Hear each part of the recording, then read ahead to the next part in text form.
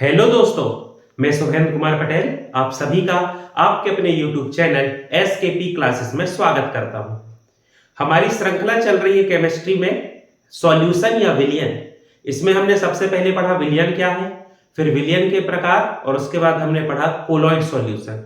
Colloid solution की जो video है आप उसको अच्छे से देखें, उसके जो एग्जाम्पल है और कोलॉइड सॉल्यूशन या विलयन का जो प्रकार है उसे बहुत अच्छे से याद करें, वहां से क्वेश्चन आते हैं।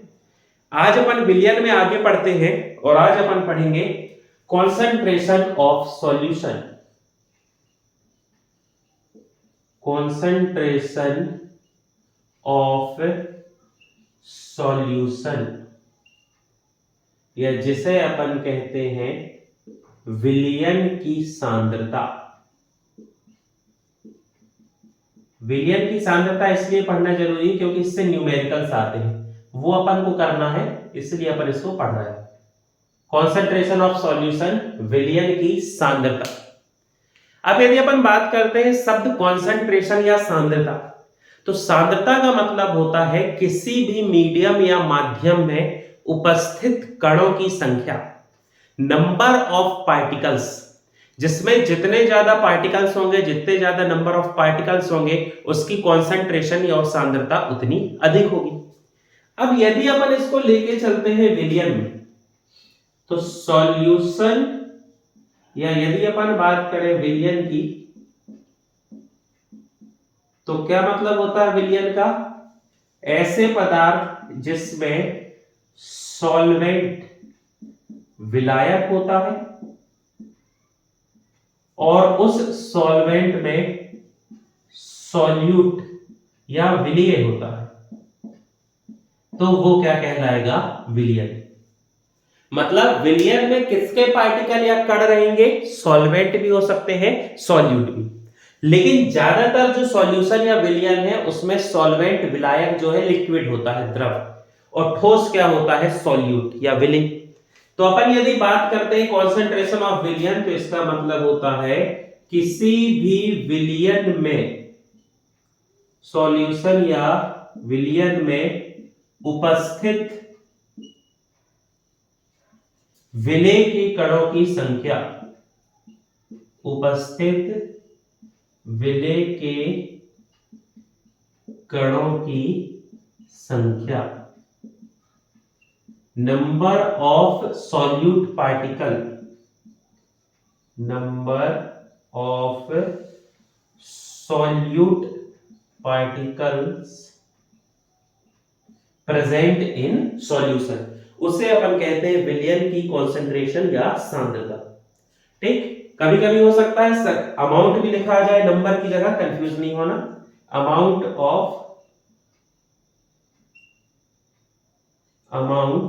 Of solute particle. तो अपन सॉल्यूशन या विलयन की क्या निकाल सकते हैं? सांद्रता। एग्जांपल के लिए मान लो अपने पास एक बीकर है, उस बीकर में अपन ने लिया पानी और इस पानी में अपन ने डाल दिया 5 ग्राम सॉल्ट। ठीक, फिर अपन एक और बीकर लेते हैं, बीकर बी, उसमें भी अपन उतना ही पानी डालते हैं जितना अपने पास बीकर ए में है, बराबर मात्रा में, और उस पानी में अब हम डाल देते हैं 10 ग्राम सॉल्ट। दोनों में पानी है, दोनों में सॉल्ट है, लेकिन फर्क क्या है? ए में 5 ग्राम सॉल्ट है जबकि बी में 10 ग्राम सॉल्ट। अब अमाउंट ऑफ सॉल्यूट पार्टिकल, विलय की कण की संख्या, तो वो जो सॉल्यूट पार्टिकल्स है वो किसमें ज्यादा है? ए वाले में 5 ग्राम है जबकि बी वाले में 10 ग्राम है। तो अपन क्या कहेंगे? बी वाला जो सॉल्यूशन या विलयन है, इसकी कॉन्सेंट्रेशन या जिसे अपन कहते हैं सांद्रता अधिक है। ठीक, तो यहां से आपको क्लियर हो गया विलय के कण की संख्या या अमाउंट ऑफ सॉल्यूट पार्टिकल, उसे अपन कहते हैं विलयन की सांद्रता। ठीक, चलिए अब इस विलयन की सांद्रता को निकालने के लिए बहुत सारी तकनीक होती है, लेकिन जो टेक्निक अपनाया जाता है वो है परसेंट टेक्निक। परसेंट निकालते हैं अपन की जो सॉल्यूशन है उसको अपन ने मान लिया 100%, तो अपन देखते हैं उसमें कितने परसेंट सॉल्यूट है। उस परसेंट को जब अपन निकालेंगे तो अपन समझ जाएंगे उसकी कॉन्सेंट्रेशन क्या है। सिंपल है, फॉर्मूला समझना है ना। देखो दो तरीके होते हैं। पहला, यदि कोई सॉल्यूट ठोस अवस्था में है, सॉलिड फॉर्म में है, तो सीधी सी बात है जब वो ठोस अवस्था में है तो वो उसका क्या रहेगा, मास, उसका द्रव्यमान, क्योंकि वो सॉलिड है, जिसे अपन लेते हैं ग्राम में। यहां पर इसे किस में लिया जाएगा, ग्राम में, जब अपन कॉन्सेंट्रेशन ऑफ सॉल्यूशन की बात करते हैं। अब मान लो दूसरी कंडीशन क्या होगी, मान लो विलियन में जो सॉल्यूट है वो लिक्विड, द्रव, सॉल्वेंट तो दोनों जगह लिक्विड है, लेकिन यहां सॉल्यूट या विलेय भी क्या हो गया है, द्रव हो गया है, लिक्विड हो गया है। तो अब इस स्थिति में जो इसे लिया जाएगा, जैसे यहां मास था, यहां लिया जाएगा वॉल्यूम। लिक्विड है इसलिए उसका क्या होगा, आयतन होगा, वॉल्यूम होगा, और यहां पर ये लिया जाता है ml, बोले तो मिलीलीटर। तो पहला क्वेश्चन तो आपका यहीं से बनता है कि जब किसी विलयन की सांद्रता निकाली जाती है तो ठोस यदि विलय है, सॉल्यूट जो है सॉलिड है, तो वो किसमें होगा, तो आपका आंसर हो जाएगा कि वह होगा ग्राम में, क्योंकि ठोस है तो उसका क्या होगा, मास। और यदि लिक्विड है तो वो ml में होगी। आंसर लिखते समय काम आएगा, जब आप न्यूमेरिकल सॉल्व कर लेंगे तो मान लो आपका आंसर आया 10, अब उस 10 के सामने आपको ग्राम लगाना है, मिलीलीटर लगाना है, ये गड़बड़ हो जाएगा ना, उसके लिए ये जरूरी है। तो जब लिक्विड है तो वो आयतन होगा, और लिक्विड है तो वो किस में लिया जाता है, मिलीलीटर में। इस प्रकार अपन निकाल सकते हैं किसी भी विलयन में विलयन की सांद्रता। ठीक, अब दोनों की यदि अपन बात करें तो दोनों के फॉर्मूले होते हैं, इनको अपन समझते हैं। यदि मान लो सॉल्यूट जो है ये ठोस है, तो इस स्थिति में कॉन्सेंट्रेशन ऑफ सॉल्यूशन, ये क्या हो जाएगा, mass of solute upon mass of solution into 100%। निकालना है इसलिए इसमें क्या कर देंगे अपन, इनटू 100। अब मान लो यदि सॉल्यूट जो है वो लिक्विड है, तो उस कंडीशन में हो जाएगा concentration of solution is equal to volume of solute upon volume of solution into 100। यदि अपन ऐसा करते हैं तो यहां पर अपन निकाल लेंगे इनकी कॉन्सेंट्रेशन, या इनकी अपन क्या निकाल लेंगे, सांद्रता। क्वेश्चन से आप समझ जाओगे, बहुत सिंपल होते हैं। अब आपको यहां पर ये लॉजिक याद रखना है, हालांकि मैं उसके 2-3 सवाल की आपको प्रैक्टिस करा रहा हूं, पर आपको लॉजिक याद रखना है। यहां पर लिखा है सॉल्यूशन, सॉल्यूशन का मतलब क्या होता है, जिसमें सॉल्यूट भी हो और सॉल्वेंट भी हो। तो आपको क्वेश्चन पढ़ना है कि क्वेश्चन में आपको क्या दिया है, यदि सॉल्यूट दिया है तो सॉल्वेंट को जोड़ना पड़ेगा, और यदि विलयन लिखा है तो कोई बात नहीं। अभी मैं उसकी एक दो प्रैक्टिस करा देता हूं ना। सॉल्यूशन में आपको देखना है, यदि आपको सॉल्यूट बस दिया है तो आपको सॉल्वेंट की जरूरत पड़ेगी, और सॉल्वेंट दिया है तो किसकी जरूरत पड़ेगी, सॉल्यूट की। लेकिन यदि सिर्फ सॉल्यूशन या विलयन लिखा है तो कोई दिक्कत नहीं। इस प्रकार आप किसी भी विलयन की कॉन्सेंट्रेशन या सांद्रता को निकाल सकते हैं। ठीक, अब इस चीज को अच्छे से समझने के लिए अपन को क्या है, न्यूमेरिकल करना होगा। एक दो अपन इसके सवाल करते हैं तो आपको कॉन्सेप्ट जो है क्लियर हो जाएगा। ठीक, चलिए उसको समझते हैं अपन।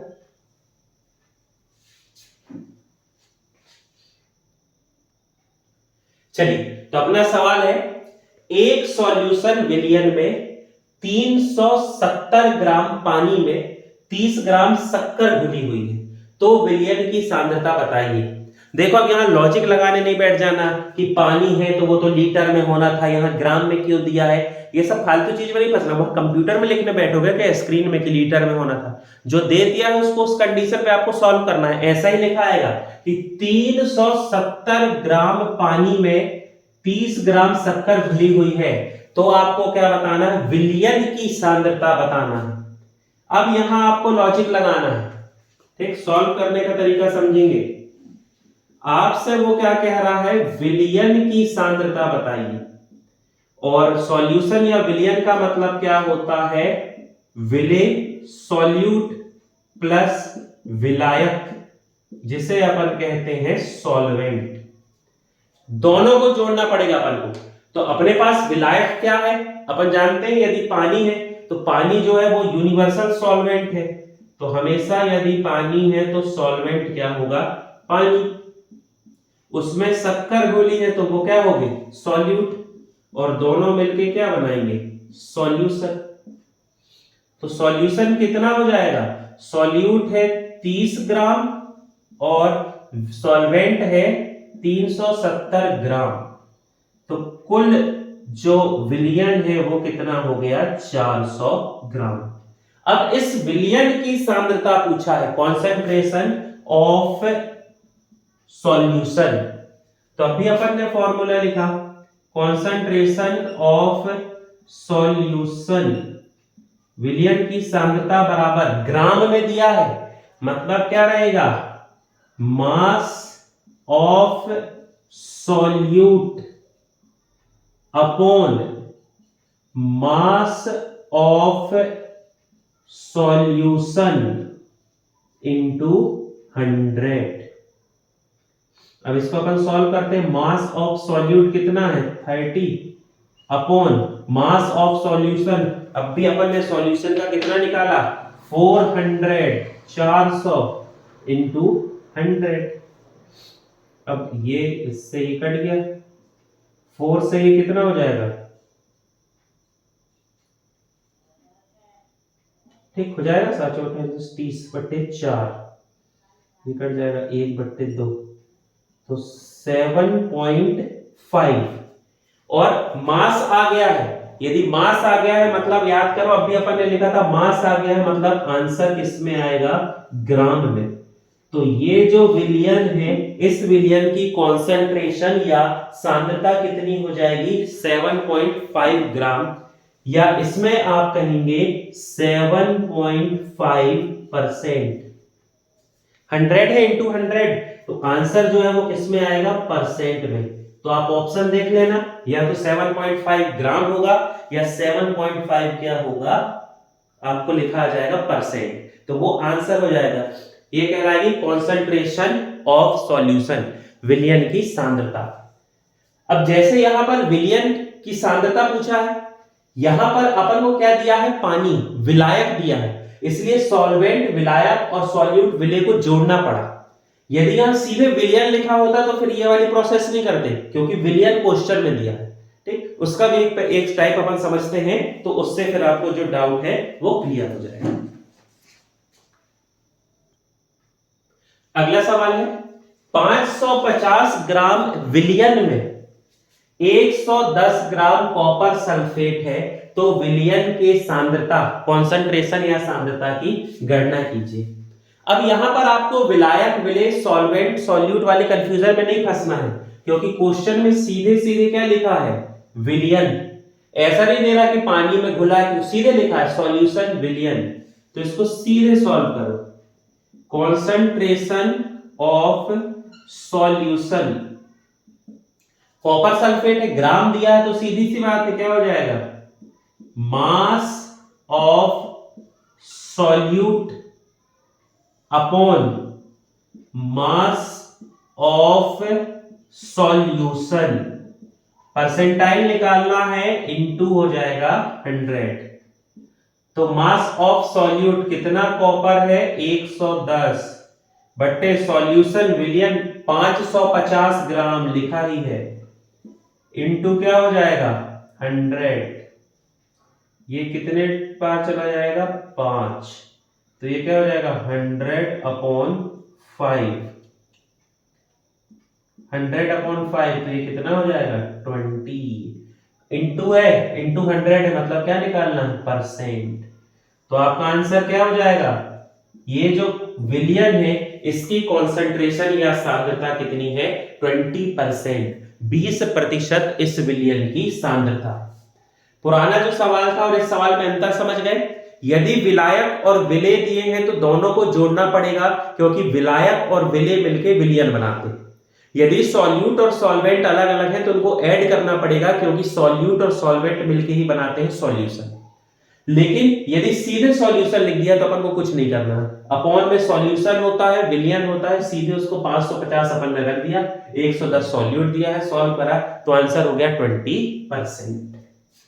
ठीक, उम्मीद करता हूं मैं यहां आपको किसी प्रकार की कोई दिक्कत नहीं होगी। अब इसी कॉन्सेंट्रेशन में अपन आगे जो है ये अब सवाल देखते हैं जब लिक्विड का। ये तो क्या हो गया आपके लिए जब सॉलिड मिला था, कॉपर सल्फेट मिलाया, सॉल्ट मिलाया, और उस समय आपको कॉन्सेंट्रेशन निकालना है, तो वो अपन ने किस में निकाला है सॉलिड के लिए। अब वो अपन देखते हैं जब अपन को देखना होगा लिक्विड। ठीक, तो चलिए अब लिक्विड के अपन देखते हैं। ठीक, अगला अपन यदि क्वेश्चन देखते हैं, एक सॉल्यूशन या विलियन में 150 मिलीलीटर पानी में 50 मिलीलीटर एल्कोहल मिलाया गया है, तो विलियन की कॉन्सेंट्रेशन या सांद्रता बताइए। अब यहां पर दोनों क्या है लिक्विड, सॉल्व करेंगे अपन। विलियन में तो अपन को पता है सॉल्यूशन या विलियन का मतलब क्या होता है, सॉल्यूट विलेय प्लस सॉल्वेंट, जिसे अपन कहेंगे विलायक। सॉल्यूट क्या है 50 है। देखो, दो लिक्विड, दो सॉलिड, दो गैस हो तो कंफ्यूज नहीं होना है, अपन पहले ही पढ़ चुके हैं कॉन्सेप्ट फर्स्ट लेक्चर में। जिसकी संख्या जिसकी मात्रा ज्यादा हो, जिसकी क्वांटिटी ज्यादा हो, वो हमेशा विलायक होता है। अब यहां पर देखो, पानी जो है, इस पानी की क्वांटिटी 150 ml है, जबकि अल्कोहल की 50 है, तो 50 कम है और पानी की ज्यादा है, मतलब एल्कोहल यहां सॉल्यूट है और पानी यहां पर क्या है सॉल्वेंट। तो कुल सॉल्यूशन अपने पास कितना निकल आएगा 200। लेकिन याद करो लिक्विड है तो वो किस में निकल के आएगा मिलीलीटर में। यदि मास होता तो किस में होता ग्राम में, लिक्विड है इसलिए ये किस में रहेगा 200 मिलीलीटर। अब फॉर्मूला में रख देते हैं, concentration of solution is equal to volume of solute upon volume of solution into 100। अब वॉल्यूम ऑफ सॉल्यूट कितना है 50 अपॉन वॉल्यूम ऑफ सॉल्यूशन कितने निकल के आया 200 इंटू 100। ये दोनों जीरो से कट गए, क्या बचा 50/2, मतलब क्या हो गया 25%। तो अपना आंसर क्या हो जाएगा, कॉन्सेंट्रेशन ऑफ सॉल्यूशन, विलियन की सांद्रता कितनी है 25%। मतलब क्या हो गया कि ये जो पूरा विलियन है, इस विलियन में 25% क्या है एल्कोहल। अपन ने अभी परिभाषा पढ़ा कि कॉन्सेंट्रेशन का मतलब क्या है अमाउंट ऑफ सॉल्यूट, विलेय की संख्या, 25% यहां पर क्या है एल्कोहल, इस पूरे विलियन में 25% एल्कोहल। ठीक, उम्मीद करता हूं मैं यहां पर आप काफी कुछ समझ गए होंगे। ठीक, अब यदि अपन बात करें तो इसका अपन एक और एग्जांपल देखते हैं, उससे इसको समझते हैं। ठीक, एक और एग्जांपल देखते हैं। तो अगला सवाल है 45 मिलीलीटर के जलीय विलयन एक्वस सॉल्यूशन या जलीय विलयन में 2 मिलीलीटर एसीटोन है, तो विलयन की सांद्रता या कॉन्सेंट्रेशन बताइए। देखो, जलीय विलयन में एक्वस सॉल्यूशन में 2 मिलीलीटर, मतलब इस 45 मिलीलीटर के जलीय विलयन में पानी भी है, जलीय मतलब पानी है एक्वस सॉल्यूशन, और उसी में 2 मिलीलीटर क्या है, एसीटोन। अब कितना पानी कैसा क्या वो सब तो आप समझ गए है ना। 45 मिलीलीटर के जलीय विलयन में 2 मिलीलीटर एसीटोन मतलब 43 क्या है, पानी। तो यहां अलग से कुछ नहीं निकालना है, यहां सीधे सीधे विलयन ही आपको दे दिया है, तो आप सीधे इसको सॉल्व करोगे, यहां विलयन निकालने की जरूरत नहीं, सीधे आप निकालोगे कॉन्सेंट्रेशन ऑफ सॉल्यूशन, विलयन की सांद्रता, दोनों लिक्विड है मतलब volume of solute upon volume of solution into 100। अब यदि इससे आप सॉल्व करते हैं तो आपको आंसर आ जाएगा, सॉल्यूट कितना है 2 अपॉन सॉल्यूशन कितना है 45 इनटू 100, तो ये क्या हो जाएगा 200 अपॉन 45, तो इसको 5 से यदि अपन कट करें तो हो जाएगा 40 अपॉन 9। अब इसको सॉल्व करें तो 4 आता है, तो आंसर क्या हो जाएगा 4.44%। मतलब ये जो पूरा सॉल्यूशन है, इस सॉल्यूशन में 4.44% क्या है, एसीटोन है, क्योंकि ये हमेशा विलय की मात्रा बताएगा, नंबर ऑफ क्या बताएगा, सॉल्यूट, अमाउंट ऑफ सॉल्यूट, तो ये इसमें 4.44% क्या है, एसीटोन।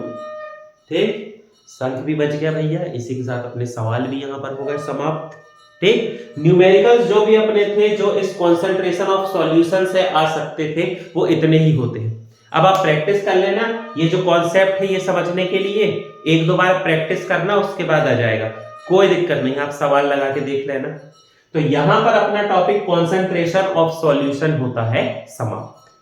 ठीक, अब यदि अपन बात करें इसी विलयन की, तो इस विलयन में एक और कंपोनेंट है, घटक है जो अपन को पढ़ना होता है, अब अपन उसकी बात करते हैं। अब अपन पढ़ते हैं सॉल्युबिलिटी। यदि सॉल्यूशन की बात करें तो उसमें एक चीज है सॉल्युबिलिटी, या जिसे अपन कहते हैं घुलनशीलता। इसमें इसको इफेक्ट करने वाले जो फैक्टर्स होते हैं ना, प्रभावित करने वाले कारक, कभी कभी उनसे क्वेश्चन बनते हैं, इसलिए अपन उनको उसको पढ़ लेते हैं। तो पहले जो अपन समझने की कोशिश करें कि what is solubility. Solubility Hindi में बोले तो इसे अपन कहते हैं घुलनशीलता। ठीक, अब घुलनशीलता का क्या मतलब हुआ, मान लो अपने पास कोई सॉल्यूशन, हमारे पास किसी प्रकार का कोई सॉल्यूशन है, विलयन है, और इस विलयन में अपन देखते हैं कितना मैक्सिमम, अधिकतम उसमें सॉल्यूट घुल सकता है, सॉल्यूट उसमें क्या हो सकता है, डिसॉल्व हो सकता है, कितना अधिकतम उसमें क्या हो जाए, विलय जो है, विलय केवल खुल जाए।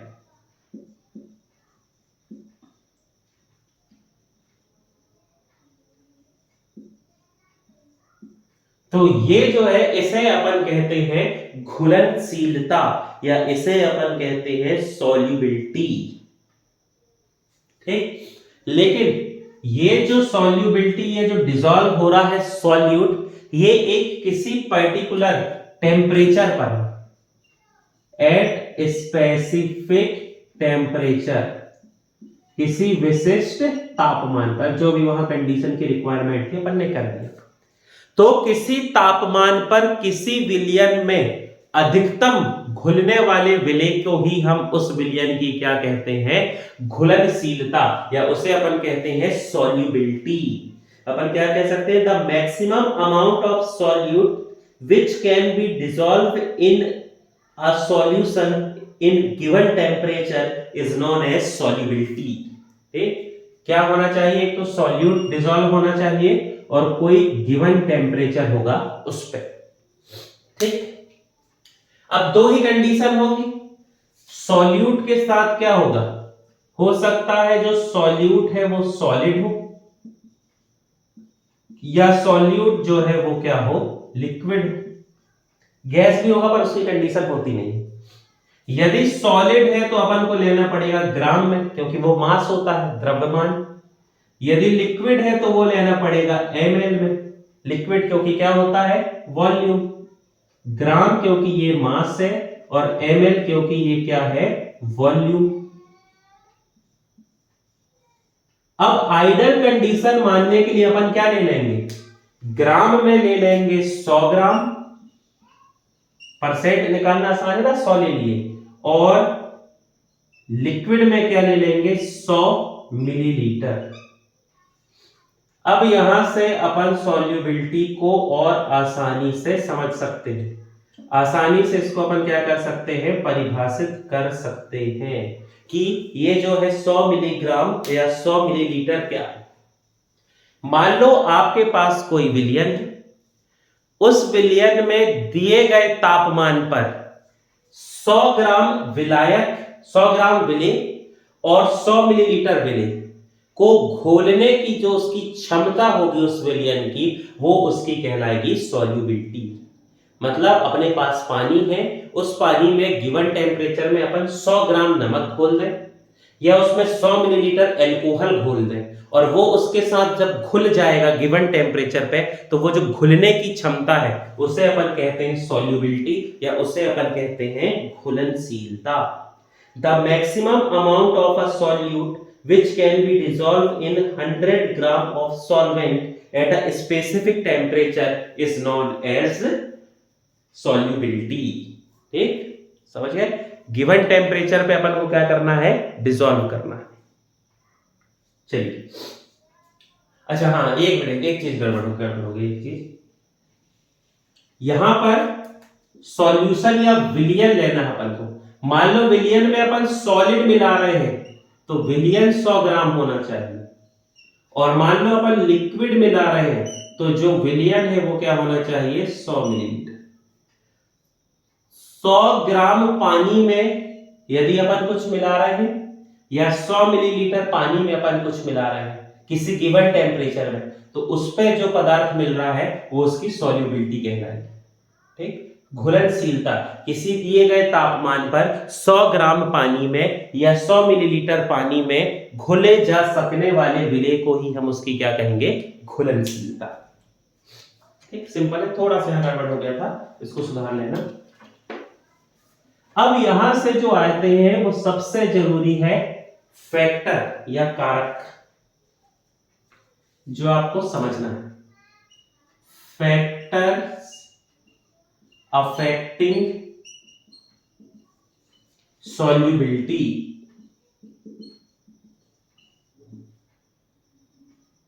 ठीक, मतलब घुलनशीलता को प्रभावित करने वाले कारक,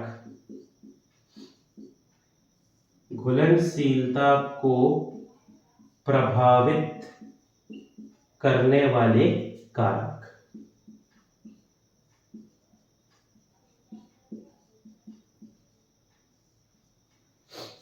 चलिए एक एक करके अपन इसको समझते हैं। पहली कंडीशन अपन लेते हैं, यदि लिक्विड में, द्रव में सॉलिड या ठोस को घोला जाए, मतलब वही नमक में अपन पानी या शक्कर घोल रहे हैं। यदि अपन इसको लेते हैं तो इसमें दो कंडीशन अपन लेते हैं, दो फैक्टर।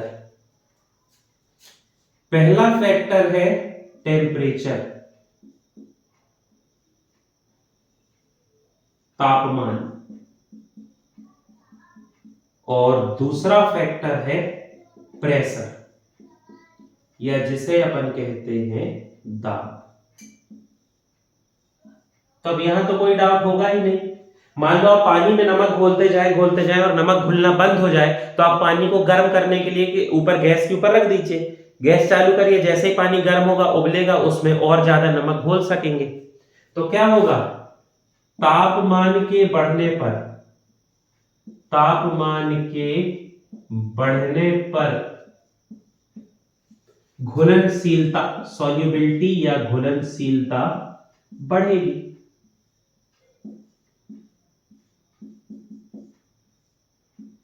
ठीक, मतलब solubility will increase with temperature. यदि तापमान को बढ़ाएंगे तो उसमें घुलनशीलता या सॉल्युबिलिटी जो है वो बढ़ जाएगी। पानी को उबालो तो वो आसानी से घुल जाता है, और यदि तापमान को कम करेंगे तो इसकी घुलनशीलता या सॉल्युबिलिटी कम हो जाएगी। बढ़ाने पर बढ़ेगी, घटाने पर घटेगी, डायरेक्टली प्रोपोर्शनल।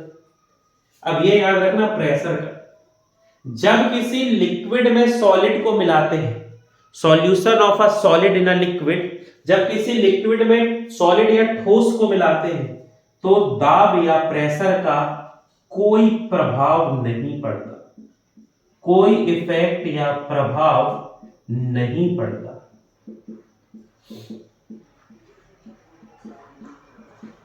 ठीक, कोई लेना देना नहीं है। जब पानी में आप नमक घोल रहे हैं तो उस समय प्रेशर या दाब का कोई लेना देना नहीं है, कोई उसको प्रभावित नहीं करेगा। बस तापमान प्रभावित करेगा कि नमक घोलते घोलते यदि आप पानी का तापमान बढ़ा दो तो ज्यादा नमक घुलेगा, इसलिए उसकी घुलनशीलता या सॉल्युबिलिटी क्या हो जाती है, बढ़ जाती है। ठीक, ये कंडीशन कब थी, यदि लिक्विड में अपन क्या करते हैं, सॉलिड को घोलते हैं। अब समझते हैं दूसरी कंडीशन। दूसरी कंडीशन है यदि लिक्विड में गैस को घोला जाए, तो इसमें अपन देखेंगे कि तापमान कैसे प्रभावित करेगा और प्रेशर, टेम्परेचर और प्रेशर या दाब का अपन यहां पर क्या देखते हैं, प्रभाव। किसके लिए, यदि लिक्विड में, द्रव में गैस को घोला जाए। एक तापमान पे क्या होगा समझना।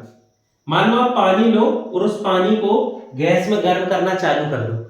अब पानी में कुछ ना कुछ मात्रा में गैसेस उसमें घुली होती हैं, चाहे ऑक्सीजन हो चाहे कार्बन डाइऑक्साइड। इसलिए तो जो एक्वेटिक एनिमल है, जो जलीय जीव होते हैं, वो वहां से ऑक्सीजन लेते हैं और सरवाइव करते हैं। पानी में क्या घुली हुई है, ऑक्सीजन या कार्बन डाइऑक्साइड। अब आप उस पानी को गैस के ऊपर रख के उबालना चालू करो। जैसे ही आप पानी को उबालना चालू करते हो, पानी को गर्म करना चालू करते हो, तो देखना आप उबलने के पहले वाली कंडीशन में वहां से छोटे छोटे बबल्स या बुलबुले निकलते हुए दिखाई देते हैं। वो क्या होते हैं, जो पानी के बीच में हवा फंसी हुई थी, जो हवा ट्रैप थी, ऑक्सीजन, कार्बन डाइऑक्साइड या कोई भी, जो पानी के बीच हवा फंसी हुई थी, जैसे ही हम पानी को गर्म करते हैं उसके मॉलिक्यूल्स टूट गए और उनके बीच की हवा जो है वो क्या हो गई, निकल गई। और फिर उसके बाद थोड़ी देर बाद पानी उबलने लगता है। आप देखना गौर से, उबलने के पहले आपको छोटे छोटे नीचे से बुलबुले आते हुए दिखाई देंगे। वो पानी में घुली हुई गैस होती है जो क्या हो जाती है, रिलीज हो जाती है। मतलब अपन यहां पर क्या कहेंगे, तापमान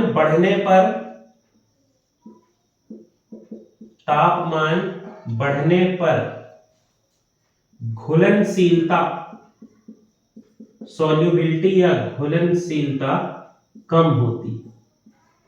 इसलिए तो जैसे अपन गर्म करें तो घुली हुई जो गैस है वो उससे अलग हो गई।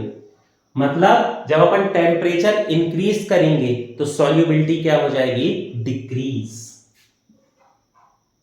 अपन टेम्परेचर जैसे ही इंक्रीज करेंगे तो जो सॉल्यूशन की सॉल्युबिलिटी है वो क्या हो जाएगी, डिक्रीज। कब, जब हम लिक्विड में क्या मिलाते हैं, गैस। लिक्विड में गैस, ये क्वेश्चन में अब आप समझना, थोड़ा दिमाग लगाना वहां, ठीक है। लिक्विड में यदि अपन सॉलिड मिलाते हैं तो सॉलिड के समय टेम्परेचर बढ़ाने पर सॉल्युबिलिटी बढ़ेगी, पर यदि लिक्विड में गैस मिलाते हैं तो टेम्परेचर के बढ़ाने पर घुलनशीलता या सॉल्युबिलिटी कम होगी। अब इसी का उल्टा हो जाएगा, यदि तापमान कम कर दिया जाए तो उसकी सॉल्युबिलिटी या घुलनशीलता क्या होगी, बढ़ जाएगी। अब वो आप दिमाग लगा लेना एक से, ये बढ़ने पर घटती है तो घटने पर क्या हो जाएगी, बढ़ जाएगी। अब यदि अपन बात करते हैं प्रेशर या दाब की, यदि हम द्रव में प्रेशर को बढ़ा दें, प्रेशर को इंक्रीज करें, तो विलयन की जो सॉल्युबिलिटी है, घुलनशीलता है, वो भी इंक्रीज होती है। ठीक, दाब बढ़ने पर घुलनशीलता बढ़ती।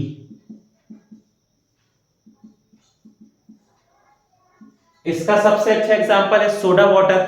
सोडा वाटर जब आप कोल्ड ड्रिंक वगैरह खोलते हो उसके अंदर कार्बन डाइऑक्साइड को कंप्रेस करके प्रेशर के साथ पैक कर दिया गया है। जैसे आप ढक्कन खोलते हैं प्रेशर रिलीज होता है और जो अंदर घुली हुई कार्बन डाइऑक्साइड है वो बाहर निकल जाती है। जब उसको पैक किया गया है प्रेशर ज्यादा है तो कार्बन डाइऑक्साइड उस सोडा के अंदर डिसॉल्व हो गई।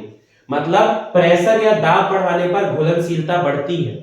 जैसे ही आपने ढक्कन को खोला तो बोतल के अंदर प्रेशर या दाब कम हो गया तो उसके अंदर जो घुली हुई कार्बन डाइऑक्साइड थी वो रिलीज हो गई।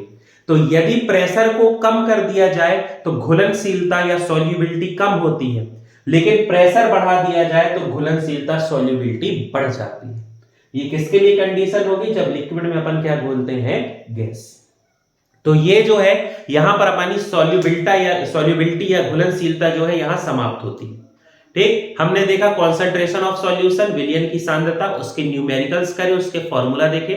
आप प्रैक्टिस कर लेना, आपको कोई डाउट हो तो आप कमेंट सेक्शन में पूछ सकते हैं।